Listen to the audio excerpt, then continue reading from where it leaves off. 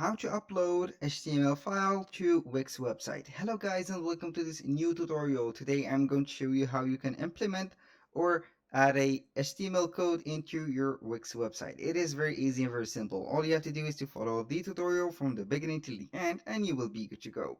The first thing that you need to do is to visit wix.com, then log into your account.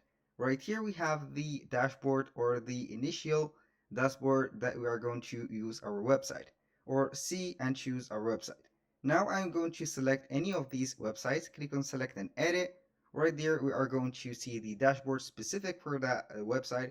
So if it is a store, you are going to set the payment methods. If it is a website, you are going to set the document, the writing, and also the blogs. When you want to edit your website, click on add site or edit site right here. Now wait for the Wix website editor to load up, then you are going to add that code.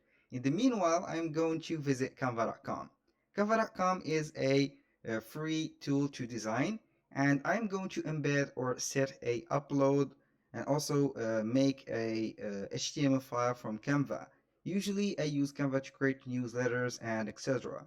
And these newsletters can be embedded as a HTML code.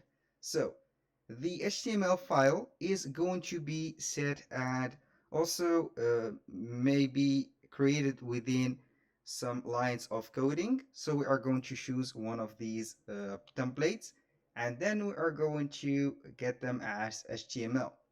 We are going to wait for a few seconds until the design is set. Then we are going to click on share. Right here, we are going to set more. Click on more right here. And then we are going to click on embed.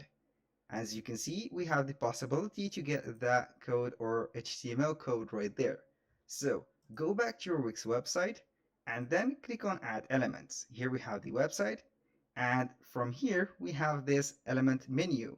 You're going to click on embed code and click then on embed HTML like that. And it will create a block right here ready to receive your code. This is a HTTPS only. So I'm going to paste that product that I have got from Canva, click on update, and we will wait for a few seconds. Now I'm going to exit that window and I'm going to make it bigger. Here we have the newsletter set and you can make it bigger, smaller, and as much as you want. That was all for today's video. Thank you guys for watching. I hope that you have enjoyed the content and hope to see you soon on the next one.